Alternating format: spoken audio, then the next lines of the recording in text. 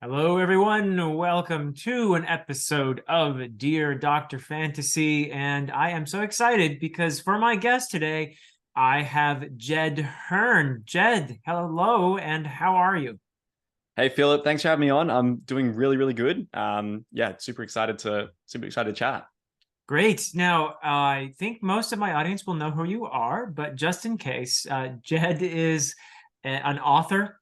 You are in the process right now of putting out your fourth book, I believe, if that is correct, Kingdom of Dragons, Yep, which we're definitely going to be talking about, and awesome. also a very successful YouTuber who's doing a lot of things right. I just spent the last hour with Jed, with him helping me, giving me some awesome tips. So he is a wealth of resources and advice for a lot of people. And you actually you make a living out of writing and helping people make their books better and YouTube. So that is just awesome. And that's a dream for lots of us, I think, having a life something like that. So congratulations on all your success, by the way. It's really cool. And one thing we were talking about is the as we were discussing YouTube and so on and so forth is community. And how would you describe your becoming part of the broader YouTube or booktube, as it were, community, and the process of your channel's evolution, and how that's related to what you've wanted to accomplish there?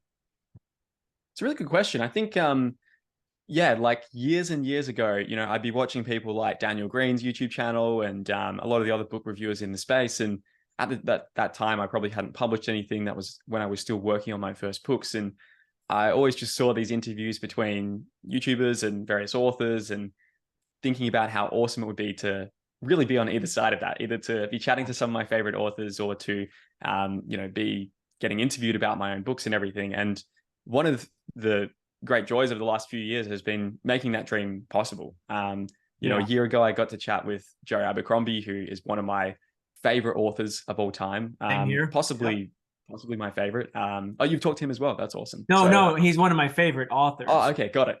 We've tweeted back and forth a few times, but Yeah, I yeah, haven't yeah. He's I probably haven't too gotten. intimidated. Yeah, Yeah, yeah. No, he seems like a really wonderful human he's being. great. Yeah. Yeah, like they say, never meet your heroes, but I think Joe was pleasantly surprised to meet me. So, he wasn't that starstruck or anything like that. No, definitely That's- not the case. Definitely not the case. yeah, I've interviewed a lot of authors. I've interviewed people like Adrian Tchaikovsky and John Gwynne and yeah. just a bunch of, incredible fantasy authors. And I never really get that nervous when I was talking to any of these people because I'd just done it a lot. And then I talked to him and I was like super giddy. I was like, oh my gosh, I can't believe how much I'm fanboying over this guy here. But I think yeah, he was a great guest. Immediately just made a couple of jokes at my expense, at his expense. I think that kind of makes you realize Yeah, all these people are just regular humans. And I think honestly, that's been the coolest thing about becoming part of the booktube community, about the author community, is just realizing that, you know, all these people, like you've got all these books behind me here, all of them were just written by regular people, right? Who had a yeah. dream and they had a vision and they just committed to sitting in front of the computer for a couple of hours every day or whatever it was to put the words down on the page and get the book out into the world. And I think that that's been the coolest thing, is just recognizing that everyone is just, a normal person who really loves fantasy books, really loves telling stories, really loves reading stories. And yeah, it's been incredible to connect with people in that community. Oh, that's beautifully said. And I think we just have so much to learn from each other. As I spent the last hour learning so much from you, and really feel Yes, privileged to have done so. And it's a beautiful thing that we can all help each other in that way. And you're absolutely right. I've talked to a few authors, one of them being John Gwynne during my time on YouTube as well, and Steven Erickson, and it turns out, yeah, they put their pants on one leg at a time, just like we do. And they all start somewhere, don't they? that's it. They all Although have Neil Gaiman is impulses. probably the exception there. I'm sure he probably Yeah. just, magically materializes into a new pair of black clothes every day, like some demon that has, come down to this world or whatever. But most people are Right. just regular folks. Yeah, Neil Gaiman is an exception in many ways. That's So, right. Yes. yeah, yeah. But yeah, no, it's very cool. It's very cool to be part of all of this. It's exciting as well. And I know that you have a lot of great things going on your channel. And primarily, well, I guess I shouldn't say primarily, but a lot of what you do there is writing advice, isn't it? For sure, yeah. Yeah. So you have quite a few videos that I think are very helpful for writers who are getting a grip on, the kind of story they want to do, how to keep their story interesting, just a number of videos along those lines. But who I'm very curious now, and well, maybe we should talk first though about your book, and then we'll talk about who inspired you to get there. So your latest book, you're in the process of a Kickstarter. Do I have that correct? Yes, that's For correct. Yeah. Kingdom of Dragons. Uh, what can you tell us about Kingdom of Dragons, and what can you tell us about the Kickstarter? For sure, yeah. So Kingdom of Dragons, as the title probably suggests, is a dragon rider fantasy book about a spy who infiltrates a dragon rider academy to destroy it from within. And the reason why he does this is because dragons killed his best friend when he was younger. He's apprenticed himself to this sort of magical order called the Sun Wardens to train up and to try to get his revenge against the dragons. And when the opportunity comes for him to go on a mission with the Emperor of the Sun Wardens and steal a dragon egg, bond with that dragon, and then infiltrate the academy, he sees this finally as his chance to gain vengeance. But while he's training at this academy and bonding with his dragon and the other students there, he begins to question his mission, and he begins to question whether he is on the right course. And so when the chance finally comes for him to, take his revenge for the past, he is left in a position where he isn't sure what he wants to do anymore. And so it's very much my attempt to write a story that kind of combines, the way I was thinking about it when I was starting out was it's The Departed meets Top Gun. So Okay. The Departed, you've got this great sort of crime story about a police officer goes undercover in a crime gang to try to bust it up. Then you've got someone from that crime gang who goes undercover in the police officer's, division to try to rat out the person who has gone undercover in the crime gang. And so it's this great sort of cat and mouse back and forth story. And I just love that as a construction because every time I watch The Departed, and I've probably watched it, probably 5 or 6 times, one of my favorite films, you always find yourself rooting for the character that you're with. And whether that is Leonardo DiCaprio's character, who is the undercover police officer in the crime gang, or whether that's Matt Damon, who is the crime person in the police department, you always find yourself wanting the person you're with to win. And that was very much my intention with Kingdom of Dragons. So the main character who is infiltrating the Dragon Rider Academy, Roven, he's one of 2 main point of view characters. My other point of view character is a girl called Zora, who is a ranger's apprentice who discovers a dragon egg, but there's something a bit wrong with the dragon that hatches from it. This dragon doesn't have the ability to develop the powers that the other dragons can. And so she feels like a bit of an outcast within this academy. She hates the nation that Roven is secretly from. Their Emperor Sun Warden, who helps Roven kind of infiltrate the academy, he used to be the apprentice to her father. And after her father was killed by that emperor, she basically has wanted to sort of get her own revenge against this other nation as well. So the idea with this story was very much to tell a narrative where there's not so much an antagonist as there are 2 protagonists who both want completely opposite things. And I hope that if I've done my writing well, that as a reader, you'll go into the story sympathizing with both of them and recognizing that it'll be impossible for both Roven and Zora to get the thing that they want. Yeah. Wow. So it sounds like there are a couple things that never get old for me. One is Dragon Riders. And there's some great stories in our genre involving riding on a dragon. Absolutely. Going way back. So that is a tradition that never gets old for me. And the other one that you have going there, which I think is brilliant, is you have, I guess, not quite magic school, but you have an academy there. Absolutely. And that allows a lot of really great storytelling when I think of some of the the books I've enjoyed in the last few years. And of course, Harry Potter is the one that pops to everyone's mind, but I'm a huge fan of Ursula Le Guin's The Wizard of Earthsea, which goes way back. And then, of course, you have Patrick Rothfuss's The Name of the Wind, and you've got R.F. Kuang's The Poppy War. You've got all kinds of examples of this. It never seems to get old, right? And it sounds like you have a nice wrinkle on it too, in your case, because it's focused on dragon riding. Yes. Absolutely. So yeah, I love the idea of a sort of magical fantasy school, and I've actually been trying to write it for many years. Like the very first book I wrote back when I was 14 was a story called The Aeon Academy, and it was basically, what if you did Harry Potter, but it was set at like a school for superheroes in the modern world. And that was the story that I spent years on. I was writing that back when I was in high school. I just couldn't quite crack it, and I didn't have the skill at the time in order to kind of pull off the story that I wanted. I actually made a video on the channel talking about it, about how I think it's called I Wrote a Book When I Was 15. It was horrible, or something along those lines, but I have a tremendous amount of affection towards those characters, and one day maybe I'll go back there and make it a reality, to kind of make my 14-year-old self very proud of who I've become as an author. But that was my first attempt to write a sort of magical academy. My second attempt came probably when I was around about 19 or 20. I wrote a story called Masks of Steel, which is unpublished at the moment, basically set in this fantasy world where people live on these huge rock spires above this sort of sea of fog that is infested with all these monsters. And it's this steampunk story where there are sort of fighter pilots who are flying planes between the different spires to fight each other and to carry around supplies and that sort of thing.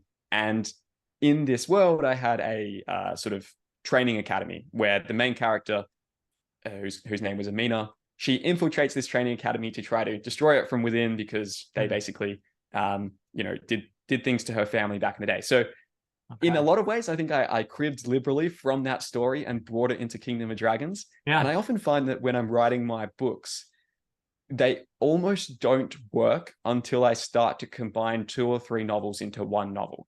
So it's only when I'm like, okay, so, how would I write about dragons? Oh, like, I love all these different dragon rider stories. I loved Aragorn growing up. How would I kind of go about this? Well, I'm not exactly sure what it would look like. You kind of have that as the initial idea. And then you think, I actually really like that idea about, so much of the dragon rider story is about your bond with the dragon, that sort of developing relationship. But what if you actually went into that relationship with very selfish means, or you kind of went into it just using the dragon as a way to kind of get revenge initially, but then over the course of bonding with them, you really start to feel genuine empathy and connection, and your dragon is a bit conflicted because, in the case of Rovin's dragon Gleam, she recognizes that her and Rovin are outsiders. Like, they're not true members of this academy because they're there to sort of destroy it. And obviously she becomes attached to other dragons there, but her first loyalty is to Rovin, and she's the only one that can really understand him and really knows the truth of what his mission is. So there's just something like that is, I think, a way to kind of really create a deeper sense of connection. And again, like, just taking a trope that I absolutely love and trying to put my own spin on things. And then, of course, there's, some other world building things that I hope set it apart as well. Elysium is set in this floating city that basically flies above the nations, and there's a lot of secrets to it as well. It actually was built by this long dead race. There's one scene where, Rovin is sort of trying to explore it because he's trying to figure out, how do I bring this floating city crashing down to destroy the dragon riders and to eliminate this great threat.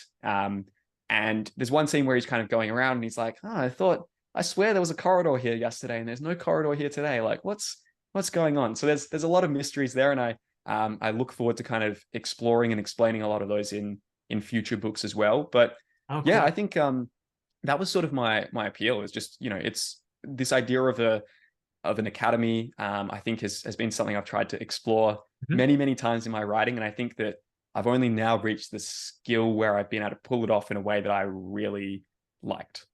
Beautiful. Yeah. Have you read Mark Lawrence's Book of the Ancestor, the trilogy that starts with Red Sister? It's one of my favorite magic school settings. In this case, it's a nunnery that does, well, you'll have to read it. It's brilliant. It's one of my favorite of this type of narrative. But one of the coolest things about it is that it does allow so much conflict within that setting, and that's something it sounds like you built in there really nicely. But it also sounds like you mentioned Aragon. Sounds like this might Yes. be a slightly more mature read than Aragon. Do I have that right? Am I understanding that? Or am I hearing you correctly on that? Or Yeah, I think so. Aragon is, I think Aragon gets a bad rap, to be honest. And I think uh-huh, that it is actually more mature than people give it credit for. I think uh-huh, the first book, you know, you can say it's kind of perhaps you might make the argument it's a bit derivative of Star Wars, but you know, I mean, what isn't derivative of Star Wars really when it comes sure. down to it? Um, but I actually think that the pace where Paolini takes it over the course of the series is really surprising and Uh-huh, not where a lot of people who stop with the first book would necessarily expect. And I yeah. actually think that like the emotional complexity of what's the last book in the series? Is it Inheritance? I think I've got it behind. The Brissinger and then Inheritance. Yeah, I Yes, think you're right. I've got it behind me somewhere there. 'Cause it's the I, Inheritance series. Yeah. So that's right, the Inheritance cycle. Yeah, I actually think the cycle. emotional complexity of where he takes it in the last book, and I won't spoil it for people who haven't read it, but it's very funny because I remember reading a review of Aragon a few years after it came out, Uh-huh. where the reviewer was talking about, you know, oh, this thing is so cliched and it's so tropey. Like you can tell that Aragon's going to get with the girl. You can tell he's going to defeat the Empire. You can tell he's going to have this happy ending or whatever. And I'm sure this wasn't the case, but it's almost like Christopher read that review and then told himself, I'm going to do the exact opposite of Yeah. all these things that you've written here, because some of those do come true. Again, I won't spoil the full ending, but it is almost in some ways a bit of a downer ending Oh for the yes. Oh end of my goodness. It's Inheritance. it's Yeah, actually, yeah, kind of depressing. Really. Yeah. Yeah. yeah. In some ways. So Yeah. Yeah. yeah, so I think I did want to write something that did feel, you know, probably a bit grittier. And, you know, I've written books which I would classify more as grimdark in the past. Like I would say Fires of the Dead down here, like very grimdark book. Thunder Heist, like fairly grimdark as well. I Yeah. think Kingdom of Dragons, you know, I honestly kind of just don't approach my writing these days with thinking about like, is it grimdark, is it not? It's really just what I'm interested in. And I think that what I'm really interested in is putting characters in extremely complex, difficult situations that force them to reveal who Yeah. they really are under pressure. And I think that you do yourself a disservice as a writer if you're not willing to kind of be as realistic and as cruel to your characters as reality can sometimes be. Yeah. So yeah, I would say it's a little bit more of a mature approach. There's certainly some scenes in the book which some of my early readers have told me is quite harrowing, and Okay. I think Okay. that's always good to kind of know that you've had that emotional response within readers. Yeah, wonderful. Yeah, it's interesting because I agree with you about the ending of the inheritance cycle, and that's there is a sense of loss, and that Mm. makes the ending actually more compelling because of that. And I have a kind of interesting story along those lines. Is when I was trying to publish my own books traditionally, I did get as far as having an agent who happened to also be the agent for Christopher Paolini. No And way. yeah, yes, Simon Lipscar is his name. So he, wonderful individual, great to work with. And one of the pieces of advice he gave me as I was finishing the trilogy is we discussed alternate endings and that sort of thing. And he said, you have to go with something that where there is a price. There has to be a sense of loss along with the triumph. Otherwise, the triumph doesn't feel compelling. And I think that is certainly reflected in Paolini's series. So yeah, I agree with you on that. And I enjoyed those books. I read them as an adult, and I assumed, okay, he was what, 15 when he wrote the first book. Yeah, I think so. Why would you be mean to a 15-year-old who achieved something so really? I mean, I wrote something when I was 15 and it was garbage. Okay, it Yes. was awful, Me and too. you made that video. You made a video about that very topic. So um, good for Christopher Paolini, I say, and I agree with you that a lot of people kind of pile on sometimes, but I think considering how many people loved that series, I'm sure that Christopher Paolini gets the last laugh there. So Absolutely. And I Yeah. think, you know, that was definitely a key inspiration is I wanted, and one of my early readers told me this. He's like, I feel like I'm getting that nostalgia, that nostalgic feeling I had from, you know, reading Aragon or Dragon Riders of Pern, but I also feel like it's sort of been updated into a modern setting. So yeah, I think Paolini gets a bad rap sometimes. I think he Mm. accomplished something incredible, and I think Yeah. whenever you accomplish something incredible, there will always be people who, Oh you yeah. know, take offense from that and want to bring you down a peg and that kind of thing. But I really liked the series, and I think anyone who writes Dragon Rider books these days, they are inevitably going to be in conversation, I think, with Aragon, whether they have read it Yeah. or not. Have you read Ryan Cahill's books yet? The Bound and the Broken? No, they're on my list. Okay. I've read Ascendant by Michael R. Miller, Okay. the first book in that series, which Yes. I very, very much loved. I love the idea of him, you know, of Holt and his dragon in that book. I think it's Holt, if I'm remembering the character's name correctly. I Uh-huh. love the fact that his dragon is presented as like this very weak runt of the litter, outcast. That to me is just like such a cool setup, and the idea of you know, giving your main character a creature that we normally associate with sometimes being a bit overpowered. You know, dragons are essentially, the way I kind of think about dragons is it's kind of like if you're riding them into a medieval battle, it's pretty much like you're just driving like a, you know, some F-15 bomber over a bunch of peasants, basically. And Yeah. I actually think that, you know, that was kind of an inspiration to me, thinking like, oh yeah, if you're just like some dude with a sword and then a dragon comes down attacking your city, it is pretty much like getting bombed by some army from the future. Um, so I think that, you know, we normally associate dragons as being these very powerful creatures. So it's actually interesting when you can give us a dragon that's actually kind of a bit weak and And forcing us vulnerable. to, Yeah. yeah, and vulnerable, and it just creates so many more stakes and so much more tension. Yeah. Very cool. Yeah. So now that you've told us, I think you've given a wonderful sense of the book. Tell us about the Kickstarter in case people want to get in on this. How does all that work? And Sure. I'm curious because I have been thinking about a special edition, and it looks like I'll probably be working with the broken binding in my case, which is a different Nice. process altogether. But Kickstarter is something I definitely thought about, and we've seen some pretty well-known authors turning to that option in recent times. So why did you decide to go with the Kickstarter, and how does it work? Yeah, so I've experimented with a lot of different publishing approaches over the years. So I've self-published a few of my own books. I had a video game that came out last year, which was through a traditional publisher. And when it came to Kingdom of Dragons, I think I just found myself really falling in love with the world building of it and wanting to really give that justice. So the main reason why I did the Kickstarter was sort of to fund the production of some interior artwork to include inside the book. And Nice. Yeah. I can send over a few images that you might want to overlay on top of this as B-roll or something to make your Oh, life cool. difficult as an editor. You've But been sharing some of those images, I know, on Twitter and yes, on your channel, I would assume. Yeah. So cool. yeah, Yeah. absolutely. So yeah, that's sort of the main reason is I want to be printing a book that is, you know, printed at the same quality, if not better than the quality that you might get from, you know, most traditional publishing books that you just might pick up in a bookstore. That also includes, at this stage, we've got a minimum of 4 pieces of interior artwork inside the book. And as the funding for the Kickstarter increases, that will basically give us, you know, more funds that we can kind of pay to my incredible artist, Yasu Matsuka, to commission more artworks to include inside the story.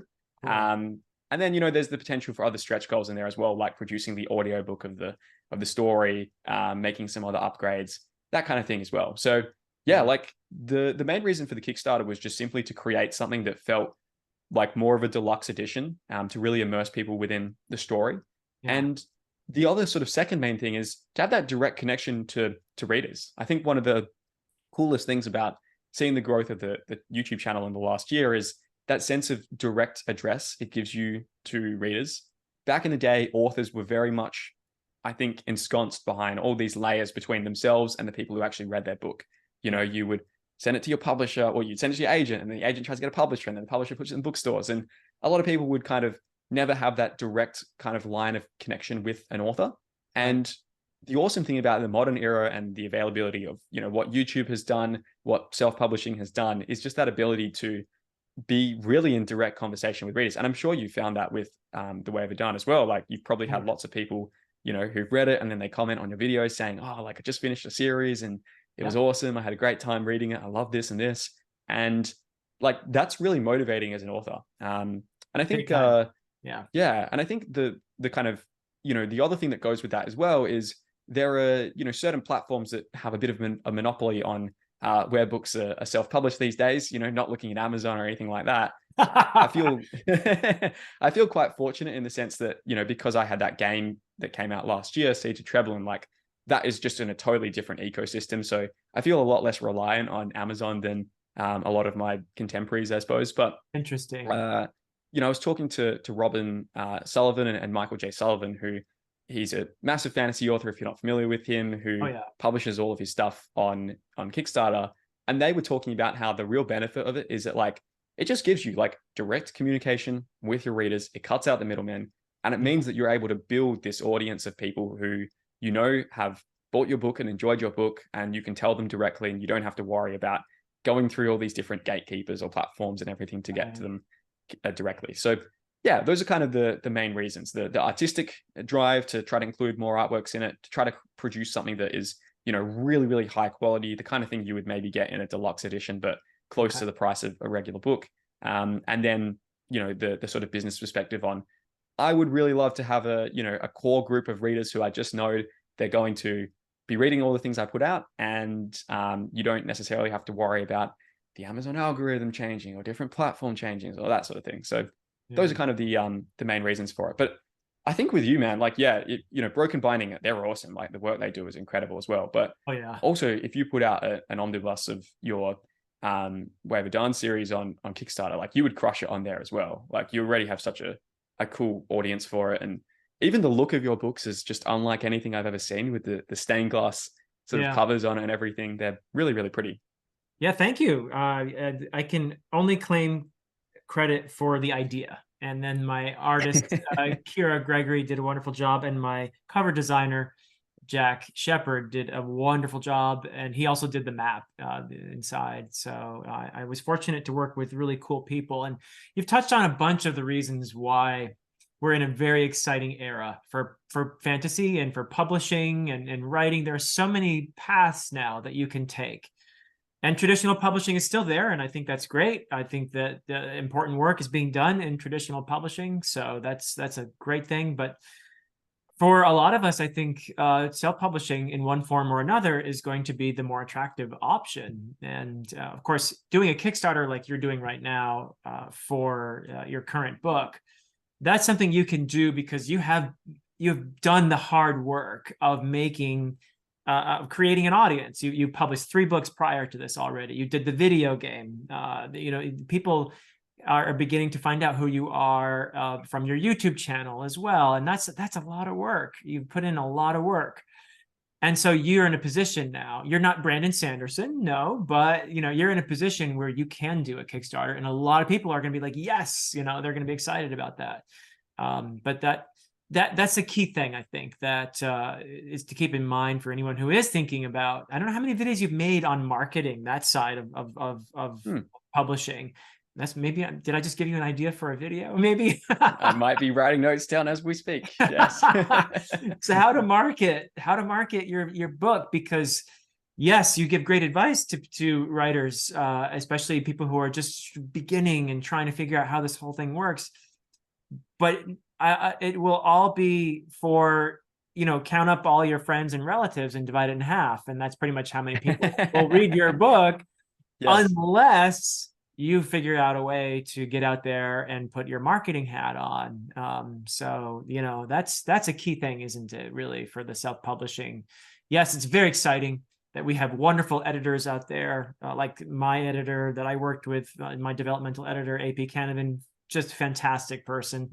We have all these great artists out there. We have all these, options, and including now more and more, I think, the Kickstarter option. But yeah, it's exciting. But no matter what, you have to be, and this is true actually more and more of traditionally published authors too, isn't it? They're having to hustle and market and do all that as well. So that's a side of this whole thing that I think there's plenty of territory to help inform people about this whole side of it. Do you agree? Absolutely. I think I feel a lot less qualified to talk about marketing stuff just because, like, frankly, I don't think I've figured it out for myself, I think you've done to be pretty honest. Like, well, actually. I Yeah. think, the YouTube channel has definitely helped. I think it's something that really aligns with my personality. I love talking about stories. I love Yeah. sharing the things that I learn from my process. And, with all my videos, like I never try to approach it from the perspective of this is the one way to write a character. And if you don't do it this way, your book's going to fail. I try to approach it from the perspective of like, here's what I've learned from my journey, and this is what worked for me, and it might work for you. And sometimes the nuance of that does get lost a little bit occasionally. But I Right. think that, yeah, like for me, YouTube has just been a really good platform for it because it's like with any marketing approach, there are some people who can just like they can just be doing, Amazon ads or Facebook ads, even if they have zero enjoyment in that process because they they like the fact that it's bringing new readers to their book. And, it's something I might experiment with. I know a lot of my author friends have seen some great results with it too. Yeah. Typically only once you get a bit of a series so that there is, something for people to keep reading through with it.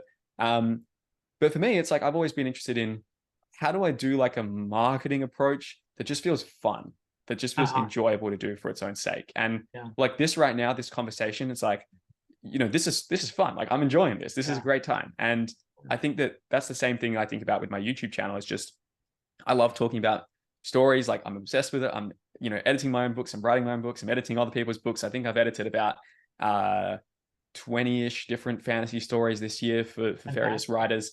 So there's just a lot. There's a lot that I think about stories, and it's great to have a medium to explain it. Because otherwise, you just end up blabbing about plot structure and different pinch points and reversals to your friends, and they're like, "What the hell are you talking about? I don't understand any of this. Yeah. Don't understand any of this language." So yeah, it's great to have that outlet. And I think that I think we're really entering into an era, and it's very fascinating seeing AI rise up. And there's been some controversy with particular authors being like, "I'm going to try to write 10,000 books with AI over the next year," which is a real thing, by the way. Like I was in some Facebook group where a dude was suggesting that. Oh, Not a really? vibe. No, not a vibe. But I think Yeah. it's never been more important than before to have that direct human connection to your audience, right? Like even the other day, I came across a new YouTuber who had probably like 8 videos on his channel, already up to 20,000 subscribers right now. And he had this incredible video called I spent 10 years on a world building project, how world building changed my life. I'm Wow. blanking on the name right now, but you should like definitely watch it because it Huh. is this incredible look into like how he has created this really awesome fantasy world. It's sort of set within this it's set within this almost massive crater that has a sea in it and all these different continents and islands around it. Okay. Um, but it's just like such a great example of someone expressing their passion in an artistic way, Yeah. putting it out into the world. And from that, when he eventually publishes his first book, he's going to have people who are interested to see it because they have that sense of emotional connection that I think comes across quite uniquely when you're putting YouTube videos up about the process or doing podcasts and that sort of thing. Yeah. Brilliant. You said something earlier I thought that was very important, and you've made a lot of videos with writing advice, and you have helped a lot of people with their books. But one thing you said just a moment ago was that these pieces of advice, these are not hard and fast rules that you must Yes, rigidly follow this structure or else. Otherwise, we'd have the same book over and over again, wouldn't we? exactly. Yeah. Um, so a lot of times I feel like it's like when my students come to me in a first year composition course and they've had the 5-paragraph essay drilled into them for years, Yes. and suddenly I give them this revelation, like you can have 6 paragraphs in an essay, Mind blown. boom. Yeah. And it's like, really? You can do that? And so Yeah. it's like it's good to learn the rules, but it's also good to learn them so you can break them, right? And Yes. there's a kind of, I think, more creativity in a lot of the authors that I love. In fact, I think sometimes even like Steven Erikson, for example, the author of the Malazan Book of the Fallen, every book in that series is different from the previous one. And it's like, he's Sure. like, what can I do now that's different, and he's, that's part of what makes that series so brilliant in so many ways to me. So I really appreciate that you said that, because I think it is good to learn there are all these great books out there. I certainly did my time reading stuff like, John Gardner's books on writing, or Mm. Stephen King's, or whatever, what have you. I know you've read a bunch of those. Yeah, I got like Well, quite a few right behind me up here. So I yep. think I've read about from memory, I think I've read roughly around 38 or 40 sort of books on the craft of writing. I put out a video a few Wow. months ago talking about the main lessons that I learned from all of those books, essentially. Oh, cool. Do you have a favorite Yeah. among all those 40? Oh, good question. Good question. Well, right now I'm sort of really getting back into The Emotional Craft of Fiction by Donald Mass, which we were chatting about a little bit Yes. before we recorded. Yeah. And I was just, rereading through some sections of it the other day because at the moment I'm running a fantasy outlining boot camp where I have 6 writers and I'm showing them my outlining process and they're working on their own outlines. And it's really a way to sort of teach people, I suppose, the principles that I've found successful within my own writing. Basically, being an English professor without having a university that's Yeah. willing to have me up on stage to talk about how good the Matrix is for 40 minutes straight, like I did yesterday with some of the students. But I was reading through a few sections from The Emotional Craft of Fiction to prepare some of my lectures for that course the other day, and just struck by like how much of the stuff from there I had internalized without remembering where I had internalized it from. Uh-huh. And I think that like ultimately when it comes down to it, the main thing you're trying to do as a writer is produce emotion within readers, right? And like the Yes. books that resonate with us the most are the ones that really have that deep sense of emotional connection between us and characters. And if you can do that, like it doesn't really matter like how sloppy your prose is or whether you write like a generic fantasy world. Joe Abercrombie is a great example of I love his stuff. Like he's told me like when we had an interview the other year, he was telling me like, yeah, I don't really care too much about the world building. Like I'm just there for the characters. Yeah. And I Yeah. actually really find that refreshing to be like, yes, this is a guy who understands, I obviously love world building. Like I love it a lot. I think it's something that it's probably my biggest strength as a writer, to be honest. I think Uh-huh. that the stuff like characters and plot, I've had to work a lot harder to get to that point. Uh-huh. But I think The Emotional Craft of Fiction would probably stand out as like just one of the books that I've found the most useful for every aspiring writer to read, I suppose, because it really just walks you through some good frameworks in a way that's not very prescriptive, but it walks you through some frameworks that you can use to produce, just better emotional responses. And then I've actually taken a lot from reading like biographies about, really successful artists or actors. Like Bruce Springsteen is my favorite musician, Oh, and cool. Yeah. He's you from know, where I've got I his live, New Jersey. Yeah. nice. I was Yeah. actually over in New Jersey about a month and a half ago, actually. So I No should have kidding. should And have you popped by didn't to say say hi. hi. I know I was so rude. But his memoir, I think you won't go into that memoir and get like useful advice on how to write a good character or anything out of it. But what you will get is this deep sense of connection to the artist's journey. Yeah. And just because he's a musician doesn't mean there's stuff that you can't learn from it as a writer. And I think that reading these memoirs from, these creatives that I look up to, whether it's Bruce Springsteen or Stephen King or even Arnold Schwarzenegger's biography, is actually incredibly inspiring. Really, I'm not really some good surprised. stuff in there. Yeah. Yeah. And there's just a lot of cool stuff you can learn from there as well. And then probably the third category of writing advice book I found great has been these really deep dives into particular creative projects that I really liked. So there's a book I've got up here called All of the Marvels, where some guy read every single Marvel comic book and basically tried to like synthesize it into here's like the coherent story behind it and everything. And Oh, so I he's think like the I've read Joseph Campbell of comic books then. kind of, yeah. Yeah. I've never thought about it in that way before, but Yeah. yeah, like that's a good example. Or I think I've read about 3 biographies of Stan Lee as an example of a creator Cool. who not Yeah. only do I love his stories, but I love how much he seems to love his stories. Mm. And Yeah. obviously you never know what's going on inside a person internally, so you can never know like is this an act? Is this just a genuine case? But he does seem to be someone who just genuinely loved telling the stories of Spider-Man and Thor and Iron Man, all these other characters. And I think that it's really inspiring to read those accounts and to try to infuse your own life as a creative with that same zest for the process. Absolutely. Absolutely. Yeah. Some of my favorite moments in the Marvel movies used to be when Stan Lee would show up. And Absolutely. Yeah. so you can see the joy, in getting to be in those films, even when he was an older man. But yeah, you mentioned the emotional connection. Mm, And I agree, that's very important for probably the majority of people who read genre fiction these days. I would say it's one of the more primary things that, without maybe even thinking about it, I suspect that most readers are looking for. 100%. Robin Hobb is a great example, I think, of someone. I don't know if you've read Realm of the Elderlings yet or not. I haven't, unfortunately. Yeah, Uh, I've not read any of her books. I've heard amazing things though, so at some point I definitely need to get onto Yeah. Oh, yeah, the people who love her books, I think they will testify that. And I'm on the it. last trilogy of the series myself right now, and Nice. they're amazing. But they're unconventional in terms of modern fantasy, in that they really do take their time. Hmm. It's kind of bit of a slow burn in many of the books. But by the time you get to the end, and you can't see because of all the tears that are flowing, it's just like, yeah, there's payoff for that initial Nice. slow burn, because what she's done is it made you so connected to the characters, and she's portrayed the relationships between them in such a vivid way that they feel like people in your own life at that point. So she's a great example, I think, of a writer who does a brilliant job of establishing that emotional connection for her readers.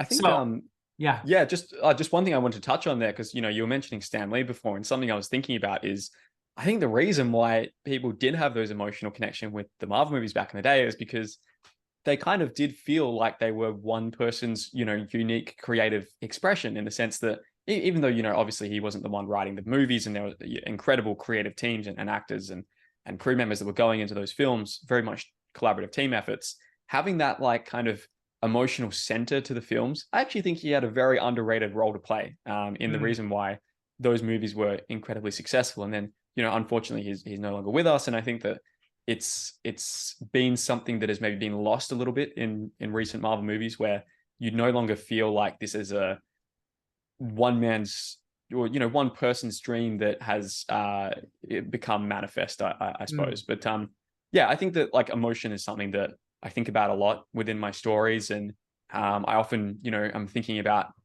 often the way that I will outline my stories is thinking about like, what is the big emotional payoff for the story that I want in the climax of it, and then how do I work to get to that point, so that hopefully you do hit readers with that moment where, like you say, you're kind of, either you're tearing up, or you're feeling a sense of triumph, or you're feeling a sense of anger, or whatever it is. So yeah, emotion, I think, is really important to think about as a storyteller. Yeah. Oh, big time, big time. So yeah, I want to get into, if you don't mind, I haven't even asked my standard question yet, because we've had I so know, I much was to waiting talk for it. about. You preloaded it before we started chatting, and then I'm like, "Where's Philip going? I don't have a script for this. Oh my god!" Yeah. So yeah, I want to get to that now, and I think I've heard a few that you've talked about already, but I want to get a full sense of, going on the principle, or the theory, perhaps I should call it, that you are what you read. Yes, What have been some of the formative reads of your life, that some of the reads that would explain who you are as a for person sure. today? Yeah.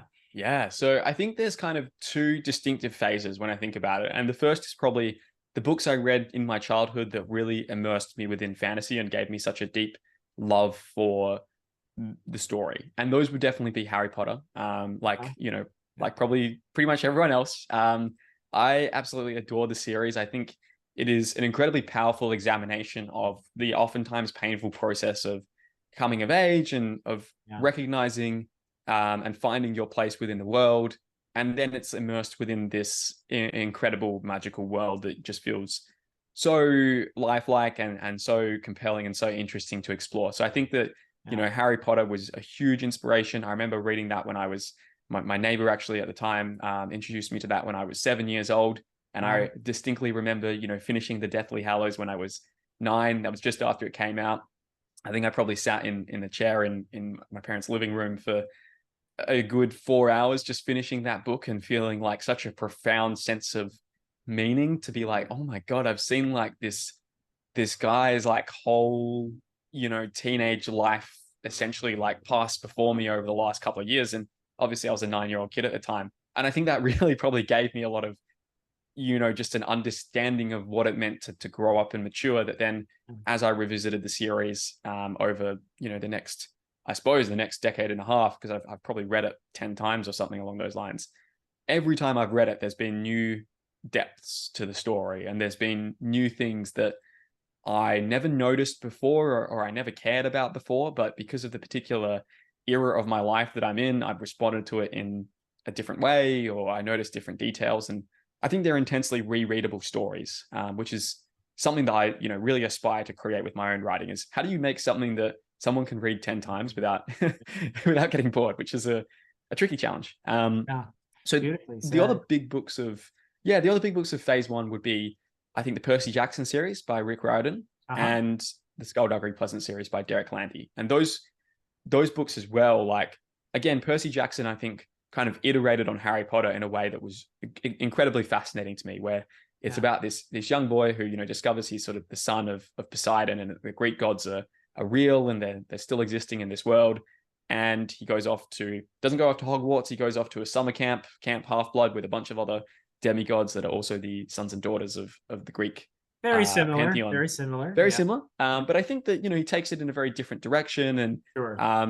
again, it's just like that sense of, I think what Percy Jackson and Harry Potter do really well, and the reason why they have resonated with so many people, is they really show that process of, like, for the first time in your life as a young person, coming to find your tribe, like coming to find the people who Yeah. understand you, who are willing to go along on these crazy adventures, and will be there to help you grow. And I think that That's so well said. And you reminded me of this, one of my favorite moments in the entire Harry Potter series. And it really goes back to what you were saying about emotional connection and yes, finding your tribe.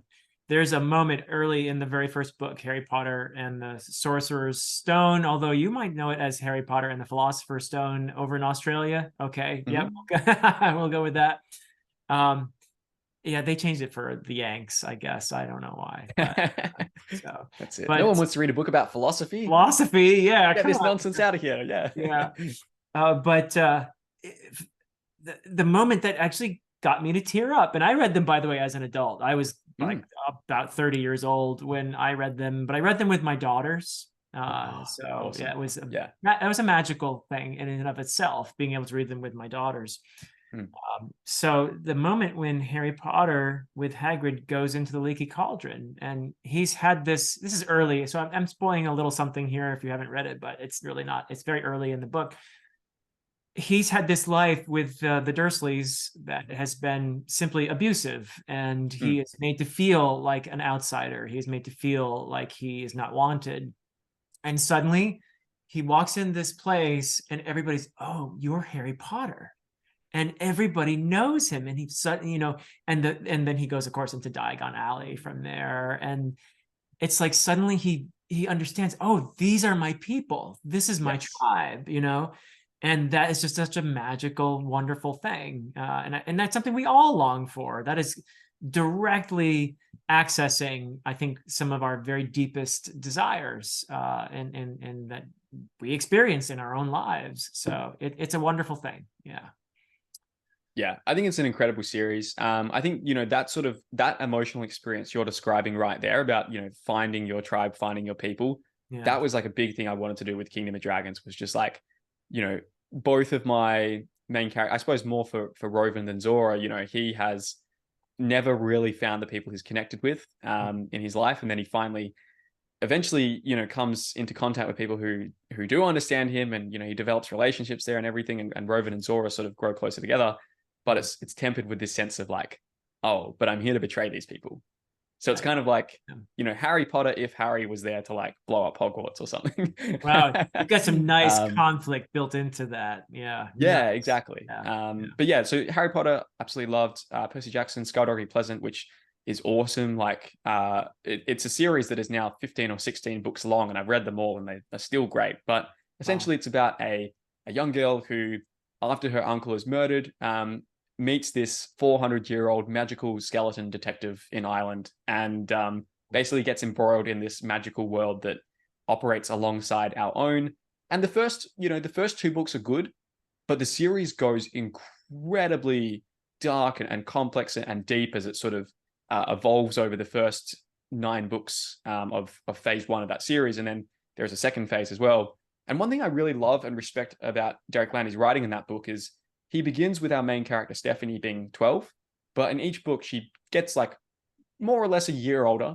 And in the recent books, you know, she's in like her mid-20s, which is, Oh, you know, wow. the age I'm at now. So you Wow. really get to see a true sense of transformation from this character. And it really gets to quite a dark place over the course of the series. And there's just so much inventiveness to the world, and the wit of it, the dialogue of it is incredible. So yeah, that is, to sort of come back to your question, that's sort of phase one that I think inspired me a lot as a writer, reading that stuff when I was growing up as a kid. And then I probably had like a second phase, like I suppose a bit of a renaissance, maybe 5 or 6 years ago, when I discovered what I would kind of describe as like the modern fantasy canon. So, you know, Mistborn by Brandon Sanderson, the First Law series by Joe Abercrombie, and then, you know, The Lies of Locke Lamora, Name of the Oh, Wind, Scott Lynch. you know, Yeah. all of these books that like are now probably some of my favorites. And particularly reading Mistborn, like I had at the time never read a series that had dealt with, you know, it's a cliche to talk about hard magic when it comes to Brandon Sanderson these days, but Yeah. I had never read a book like that with that sort of depth to, and that sense of detail within the magic system that Sanderson had written. And just reading that, I was so blown away by like the world of Mistborn, and all of the ways in which the magic system could be interacted with and manipulated, and his plotting was incredible. And then, you know, as I sort of read more of that series and then read lots of other Sanderson books and everything, he, you know, became one of my favorite writers. So if not probably my equal favorite, along with Joe Abercrombie. So that was kind of the second renaissance I had, was realizing like, oh, like this is what fantasy can do. Like you can have, you know, in the case of Joe Abercrombie stuff, it's like, Joe Abercrombie is basically like Martin Scorsese if he was doing a fantasy movie. You know, there is like, it's great. Yeah. there's like violence and humor, and somehow it all works in together. And there's characters who like don't always turn out to be good people. Sometimes they're, you know, you're just rooting for this like torturer. And My goodness. I think Yeah. like, Thank goodness for the humor, because otherwise they'd be intolerable books. Yeah. So yes, I'm curious though, because I asked this question to everybody. So 40 some odd people that I've talked to for this series. And now I've realized that most people read as a kid, and then yes, somewhere in high school or even maybe college, they stop reading for pleasure. And then something, for the people who come here on YouTube and love this and are part of this community, something happens often in their early 20s or somewhere around there, where that love of storytelling is revived. And usually there's a catalyst. There's a certain series. It sounds like it might have been Mistborn for absolutely. you. Yep. Absolutely. Okay, good. You're in excellent company, by the way. That's the same. Like Patrick Leo is one of those. Nice. Quite a few people your age. It's Mistborn that has brought them back into being readers, you know, and which is a wonderful thing. I'm so thankful to Brandon Sanderson for that alone, that he has brought so many people back into being readers. It's kind of like what people used to say all the time about J.K. Rowling making readers out of kids again, and that sort of thing. Yeah, absolutely. But I think for most people, there is a phase two, as you described it, and it usually involves some catalyst where there's this story that just awakens this desire again inside you. So I've seen it so many times that I have to say it is a pattern. It absolutely is. So yeah, it's very interesting. Yeah, and there's a lot of other books as well. Like I read pretty widely, in the sense that, you know, right now I probably have 2 or 3 books on the go at once, which is very typical for me. Like I'm reading The Winter of Wolves by Royal Harding, who's actually a pen name for a guy whose book I've been editing recently as well. Really, really cool. It's sort of this Western, but it has like some great twists to it. I'm also reading a book about the history of text adventure games over the past 50 years by Aaron Reed, which was actually on Kickstarter a while ago. And it's just incredible, like seeing all the different interactive fiction stories that people have written over the years.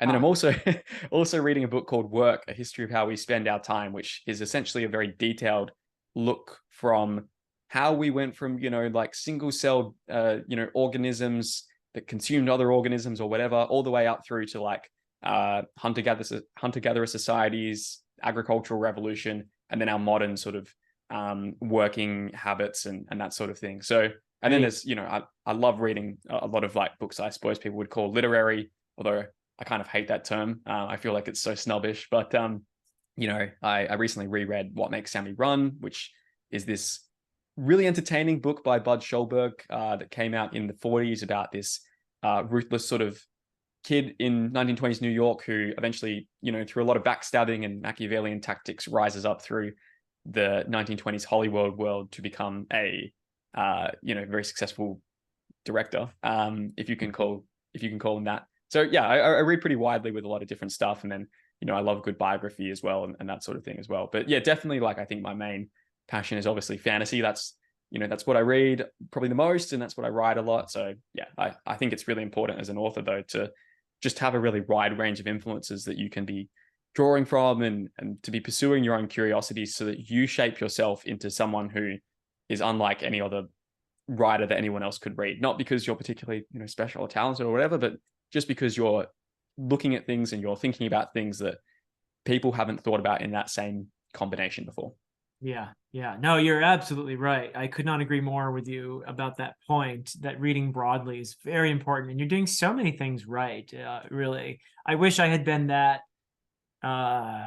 organized and wise when I was your age. But I guess I took the path that I took, and it turned out all right. But I have to say, you're doing so many things right. The fact that you read so many books about writing, big smart decision on your part.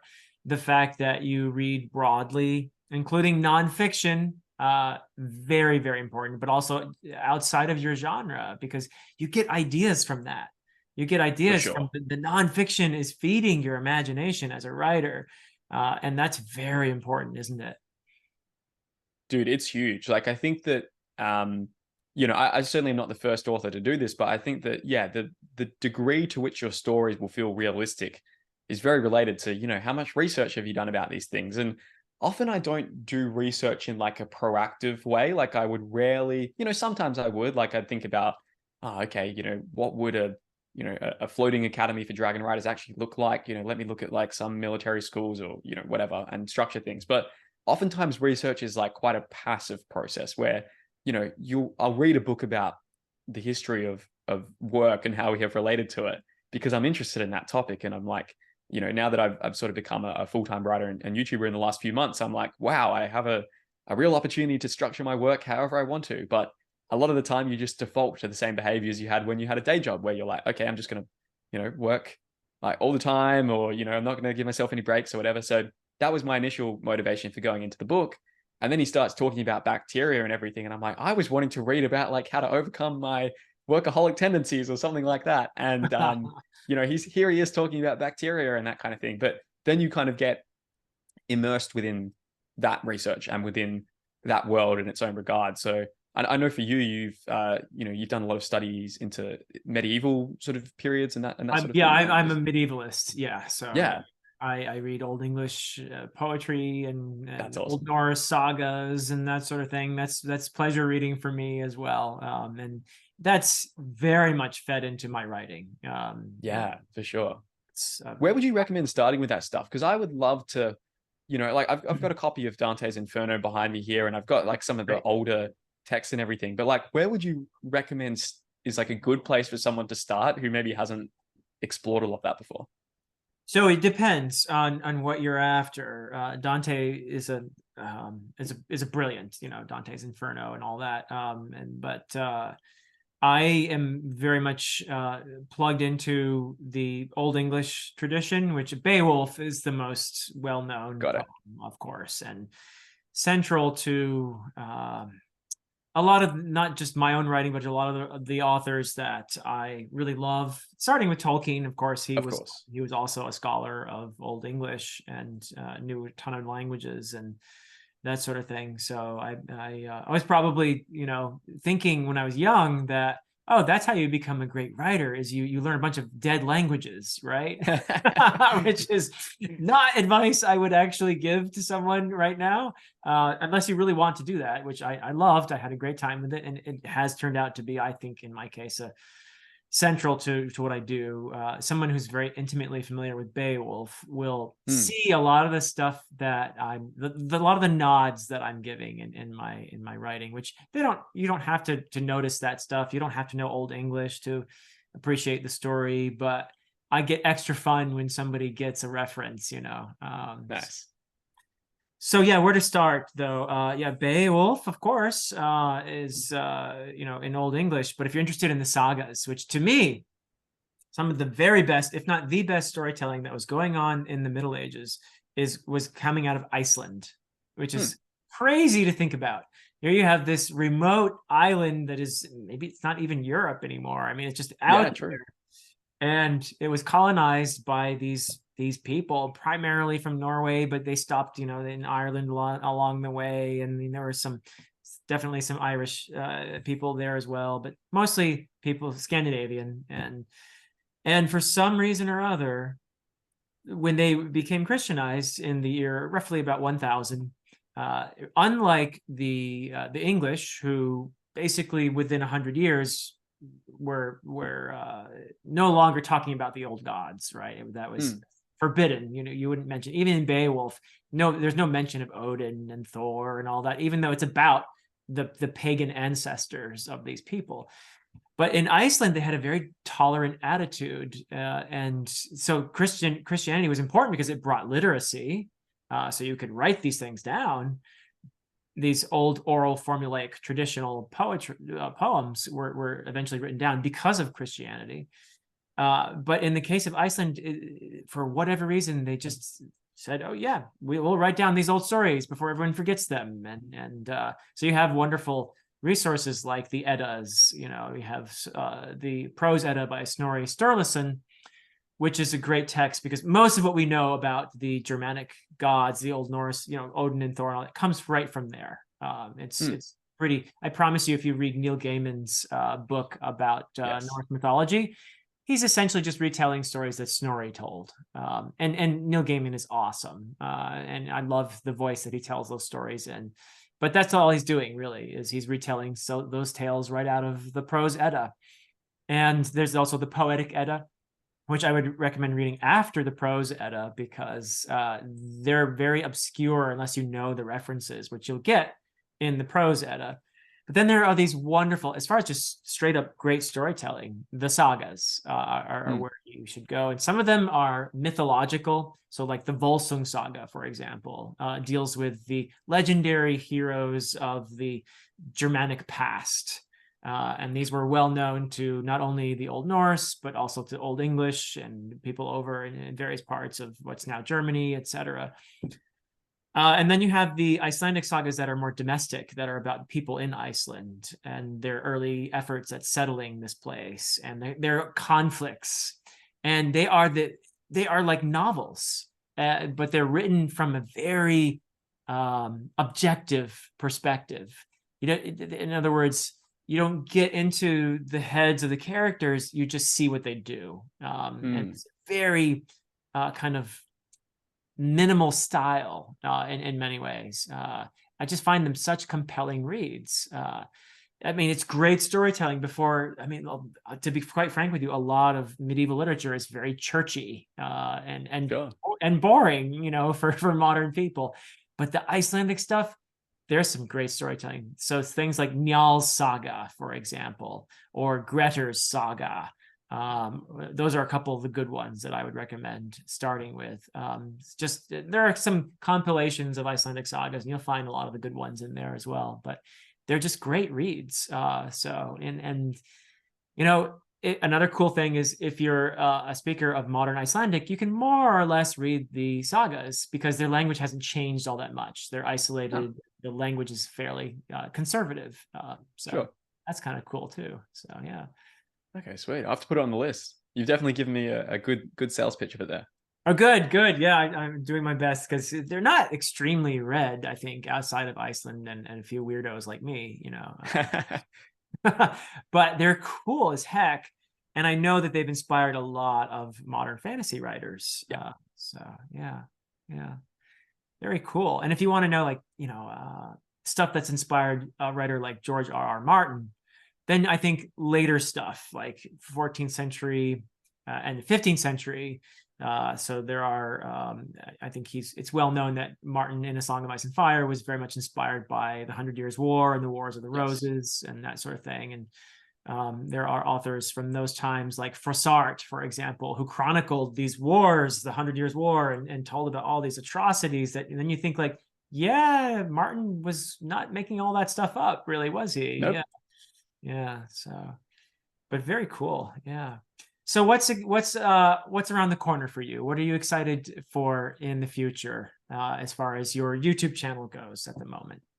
Yeah, for sure. So with the YouTube channel, I've got quite a few interesting videos hopefully coming down the pipes quite soon. There'll probably be one that is maybe out by the time this video goes live. I'm not sure when you're planning to publish this or Oh not. yeah, it might be a couple weeks Um, from right now. Yeah, yeah. yeah, okay, got it. So yeah, like I'm doing a video about sort of the biggest main character mistakes that I typically see writers make, and this is based on, you know, all the different writers I've worked with over, you know, editing or in the fantasy outlining boot camp and everything. So Cool. yeah, just going to try to get back to the point of being able to put out weekly videos on it. There's been a little bit of a gap because I've been very focused on the Kickstarter for Kingdom of Oh, Dragons naturally. recently, but And that's as it uh should be, right? yes, definitely. So yeah, just trying to keep putting out great stuff on there. A few months ago, I did a video where I had about 100 writers send in their magic system ideas. Oh, And I did a bit of a contest where, you know, I judged all the ideas, and the best one got $1,000 prize and a coaching call with myself. So I will probably do something like that again at some point in the future. I'm not exactly sure which aspect of writing I'll look at. It won't be something to do with magic systems. It'll be something different. But, you know, I have been talking with a few potential sponsors because, you know, I don't have any sponsors on my channel currently. I just like to sort of keep it pretty minimal. But you know, I've been talking with some potential sponsors to try to up the prize money and to maybe have a bit more of a major thing. But that was a really cool experience to do. It was a lot of work to go through all the entries and yeah, kind of eventually judge the winner. But it was a lot of fun. So probably do something like that again at some point in the future. Who knows? Maybe I'll bring you on as a guest judge for one of the rounds or something. oh yeah, be That could be good delighted fun. to. Yeah. Yeah. So yeah, that's sort of the main focus on the YouTube front, and then just on the writing front, like the biggest focus is just getting Kingdom of Dragons out there. Once the Kickstarter is over, you know, we'll move into printing that. A little bit of proofreading left for that as well. Send it out to all the people, and then hopefully see a really good response from all the readers and that kind of thing. And I'll move to working on the next book in the series. So planning for it to probably be a trilogy at this point. Got a Okay, we're very just about to sort of ask. strong plan Yeah. about how it goes. Yes. So I have done a lot of outlining for the second book, but I have yet to kind of, you know, lock into the specifics of it. So that will probably be the main thing over the next couple of months is getting into writing yeah, the sequel to that book, and hopefully seeing the response from different readers and everything. So yeah, that's those are sort of the main things for me. And then yeah, just really excited to really keep doing a lot more of what has been working so far. You know, seeing the growth of the YouTube channel has been great, and I think that I Yeah. always try to get, you know, 1% better with every video I put out, whether it's you know, trying to provide a diagram to articulate something I'm talking about, or trying to draw from some research on a topic, and just trying to put out, you know, hopefully the best videos on the craft of fantasy writing that I can. And yeah, people seem to be enjoying it. So those are sort of my plans over the next couple of months. Brilliant. One little question, and before we say goodbye, The Kingdom of Dragons is the first book in what might be a trilogy. Do you have a name for the series yet?